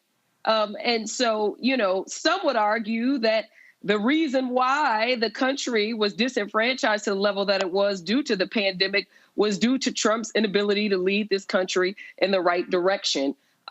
Because instead of focusing on the important things, he's trying to dismantle everything that President Obama put in place, including Obamacare. So as stated earlier, there is a lot of misinformation out there. And I just think that, we as a community, we need to stop focusing on the short-term, small little financial giveaways that are given to us. And we have to look at the bigger picture when dealing with these issues. And I love these people who go, I love these people who say, my life ain't gotten better under Democrats. Okay. Let me be real clear, y'all. Political parties do not control big business. If you want to analyze the economic state of African Americans, see, I'm about to say something about to really tick some of y'all off. If you actually want to talk about the economic state of African Americans, that has nothing to do with politics. Has zero to do. But guess what? If you want to factor in politics, guess who is more likely to be employed in public spaces when Democrats are in control? Yes, African Americans. Mm-hmm. I want all y'all listening. Mm-hmm. City, working for the city, working for the county, working for the school district, working for the state, working for the federal government. Those are called public workers. I can show you when Republicans take control, guess what they run on? Reduce the size of government. Yes. Guess where African Americans disproportionately compared to corporate America earn high 5- and 6-figure salaries? Government jobs. So when Republicans come in and say, we're going to reduce government and we're going to shrink government, that has a disproportionate impact on African Americans because there are more of us, proportion folks, who are in government than in corporate America because they've been freezing us out of corporate America. Those are basic, fundamental economic facts. And Michael, and the reason the housing crisis, and guess one of the first places we begin to see the cracks in 2007 and 2008, I'll never forget, was reading a Wall Street Journal article where they were examining a neighborhood in Detroit and several of the houses on these streets, they were in foreclosure, and the article said many of the people who are African American living in this area were public workers. Yes. Yeah. Well, that's my city. I've lived in Detroit 52 years. In Detroit and Metro Detroit have one of the largest populations of African American homeowners decades ago, and now we have one of the largest populations of renters today. But very quickly, you're absolutely correct. 18% of African Americans make up 18% of federal employees. We're disproportionately employed there. And even going back to about 1994, 1995, one of my teachers, Dr. Claude Anderson, in a famous speech, said that when you hear conservatives talk about reducing the size of government, especially federal government, they're talking about disemploying African Americans, talking about disemploying black people. But you mentioned the stimulus checks. I got to say this, because people talk about Donald Trump because he put his signature on the stimulus checks. Even Sexy Red brought this up. But under Biden-Harris, you got $1,400 stimulus checks. You got more from Biden-Harris. He just wasn't vain enough to put his signature on the checks. But you don't talk about that. But that came from Congress. The $1.9 trillion American Rescue Plan. The only reason why that bill passed is because Democrats in the House and Democrats in the Senate voted for it. No Republicans in the House or Senate voted for it.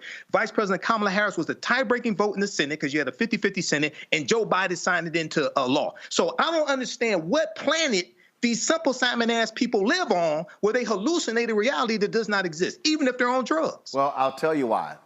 It is because the platforms that black people watch and listen to spend more time on what's that biggest party and bullshit. They spend more time on that than what we're talking about. And then when the platforms that folks do listen to, or the individuals they listen to, or the entertainers they listen to, these folks are so ill-informed that they are being fed wrong information, misinformation, disinformation, and then we wonder why people are walking around clueless. And I said last night, I don't care who Cat Williams is talking about, because that has literally no impact on any of our lives every single day. And all of the energy that people have spent on who back and forth, who hate, guess what? Right. That ain't changing your economic condition, the housing condition, child care, education is changing none of that. And so I've made it clear, I'm not gonna waste time on that. We're gonna keep talking about real substantive stuff, because somebody has to be willing to talk about things that matter before it gets bad. Gotta go to a break, we'll be right back. We'll talk about, have our Black and Missing, and also share with you one of my books for this MLK Day weekend. Back in a moment.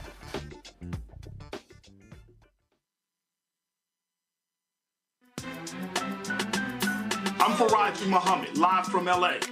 And this is The Culture. The Culture is a two-way conversation. You and me. We talk about the stories, politics, the good, the bad, and the downright ugly. So join our community every day at 3 p.m. Eastern and let your voice be heard. Hey, we're all in this together. So let's talk about it and see what kind of trouble we can get into. It's The Culture, weekdays at 3, only on the Black Star Network.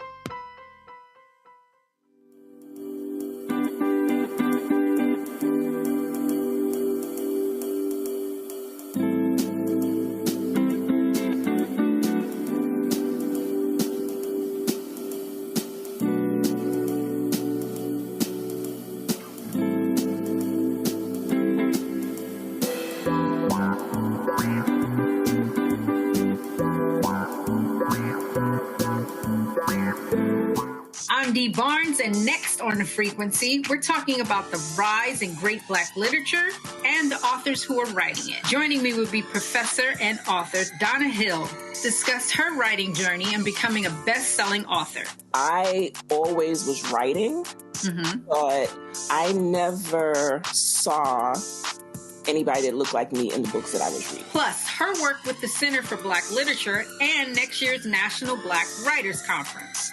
That's right here on The Frequency on the Black Star Network.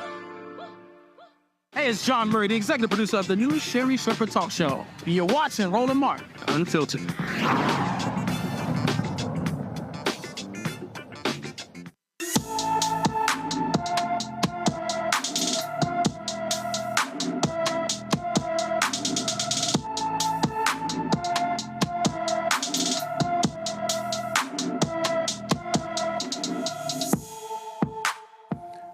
Cantor Horn disappeared from her Indianapolis, Indiana home on December 5th. The 17-year-old is 5 feet 5 inches tall, weighs 145 pounds, with brown hair and brown eyes.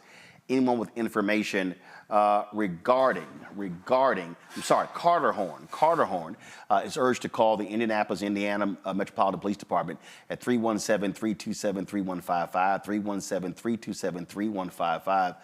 Some heartbreaking news for one of our featured Black and Missing, 42-year-old Harry Keels. Had been found, who has been missing since November 3rd, was found dead in a Washington, D.C. trash can on the morning of January 3rd. He was positively identified on Thursday. His autopsy reveals he was shot to death, but it's unclear how long his body was in the trash bin before being discovered. Detectives are investigating his death as a homicide. There is a reward of up to $25,000 for anyone who provides information that leads to an arrest and conviction. Folks, a Black Wisconsin family says the police were little to no help in finding their missing 5-year-old. Triniqua Byers-Smith began to worry when her son Cameron was not home by 5 p.m.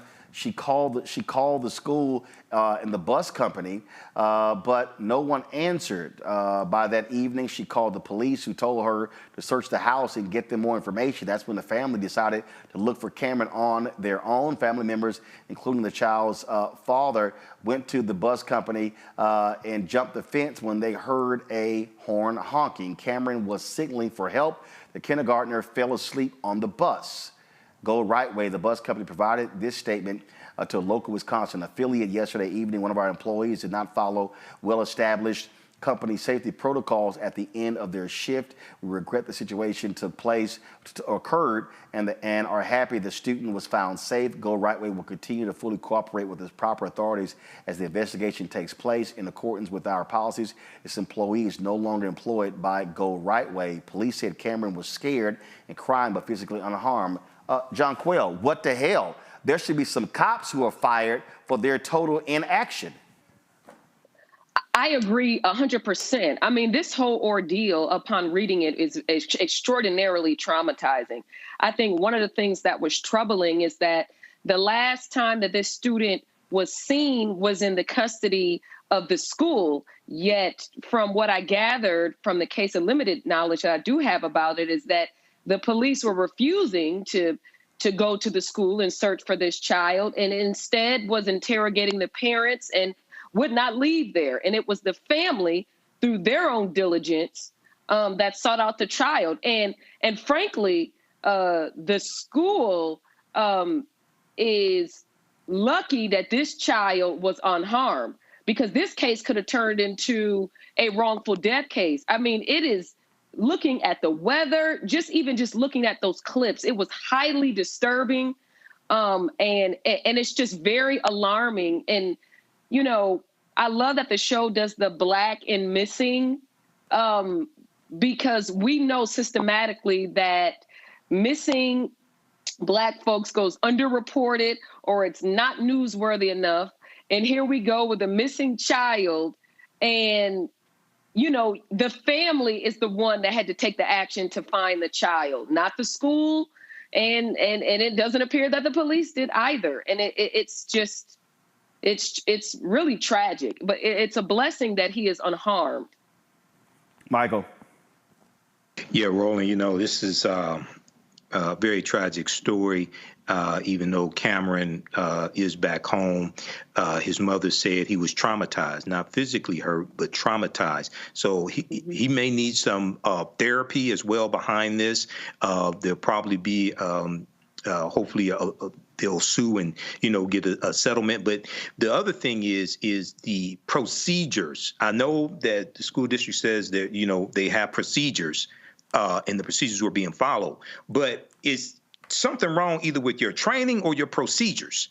Just common sense will tell you have to check every seat, every row in the bus, check behind the rows, everything, okay, before you leave that bus. Look, I agree with that. The big problem I have are the cops. Mm-hmm. They told the family, hey, why don't you search your house? They know their child not home. Yes. I mean, the police were grossly indifferent. Had the police done their job, the parents would not have had to jump a fence to go check the bus.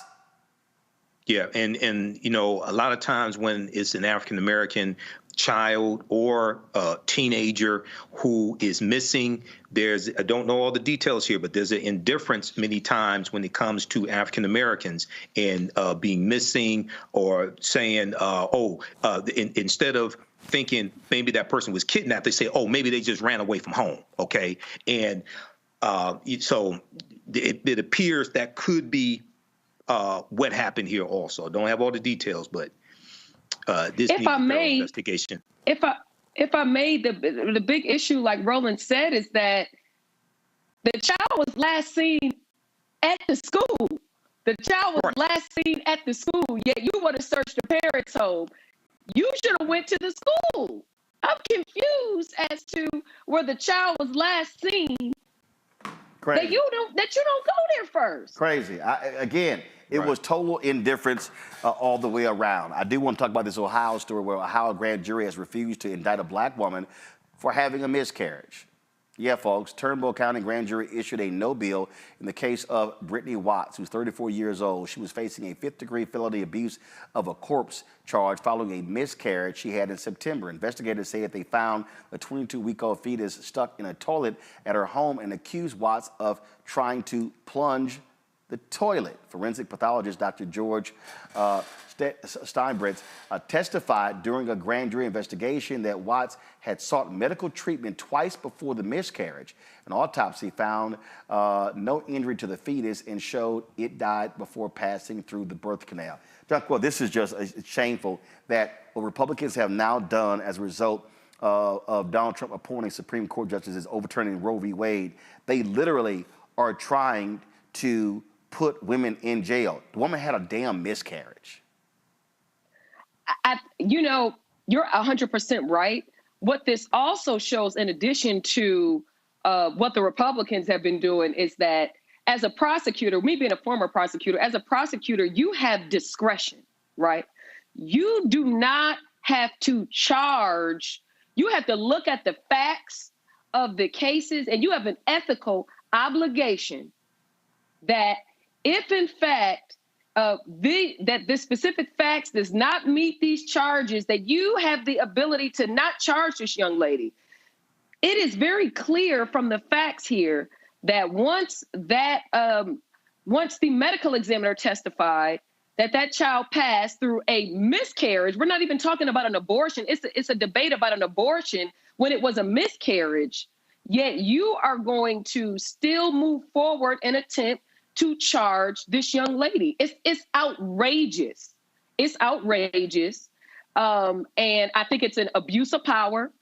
I think it's a situation where she did make some mistakes after the fact, but they certainly did not have to charge her in this case. And I just, thank goodness that they did not move forward with the grand jury indictment, right? Absolutely. Michael? Yeah, Roland, having a miscarriage is tragic enough. Before I was born, my mother told me when she was pregnant before me, she had a miscarriage. And it would definitely traumatize a woman when something like this happens. So once again, this is how politics is entering the womb of women. And unfortunately, a lot of people want to say, abortion, that's a white woman's issue. No, we're talking about women's health care, women's reproductive health care. And we're talking about vindictive prosecutors going after women, pushing this right-wing agenda. So once again, this is the example how elections have consequences while voting strategically is so important. Absolutely. All right, folks, time for my book club recommendation.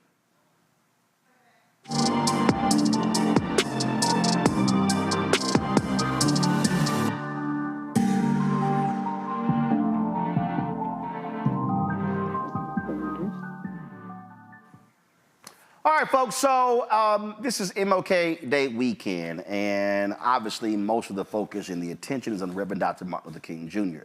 But I'm always trying to remind people that when he won the Nobel Peace Prize and when he accepted the prize in 1964, he actually accepted it on behalf of the movement. What he was saying was, I didn't make this happen, the people made it happen. And that's why he shared the money with various organizations. Now, Coretta Scott King wasn't happy about that because she was like, we need a new house. But that's what he did. So what many people don't realize, and we always talk about Dr. King and saying how he led the Montgomery protest, the Montgomery Improvement Association. The problem is that's not true. He was the spokesman for the MIA. That's when he obviously gained national attention. But it was a group of women that were leading the efforts in Montgomery, and it was one sister in particular who was leading that particular organization.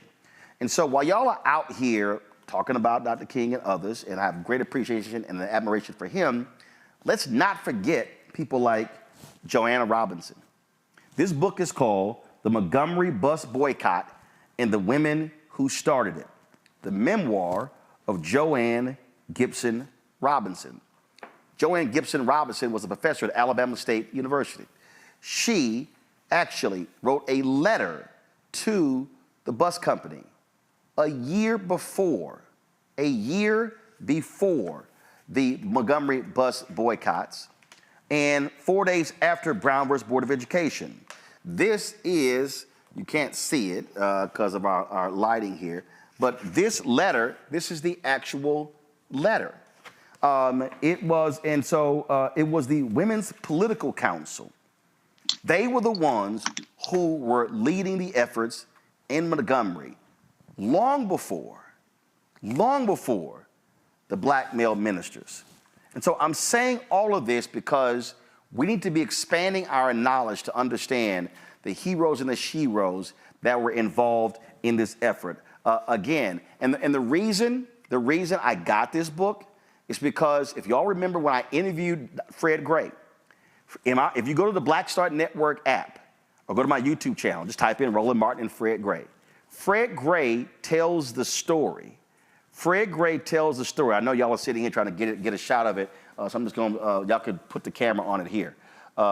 Fred Gray tells the story of him sitting in a Montgomery, sitting in her kitchen as he and she talked about creating the Montgomery Improvement Association. So you can go to the interview.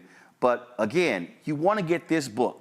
It was the women. Drop the lower third, please. It was the women in Montgomery, the Women's Political Council, who were leading many of those efforts, and they were the ones who started the effort that led to the Montgomery Improvement Association.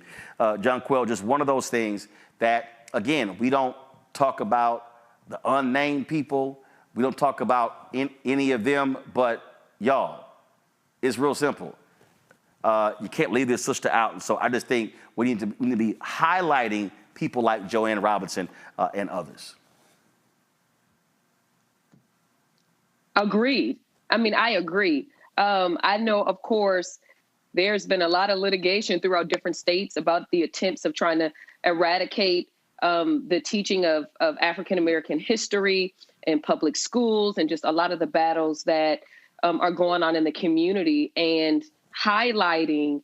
I remember even growing up as a child, I loved Black History Month going into February, and I loved learning about our history and not just the famous, right, civil rights activists, but those that also made a difference, that those African Americans that have made it to the national spotlight, they would not have been able to do it without the support of sort of our unsung heroes. So I think that that's very important.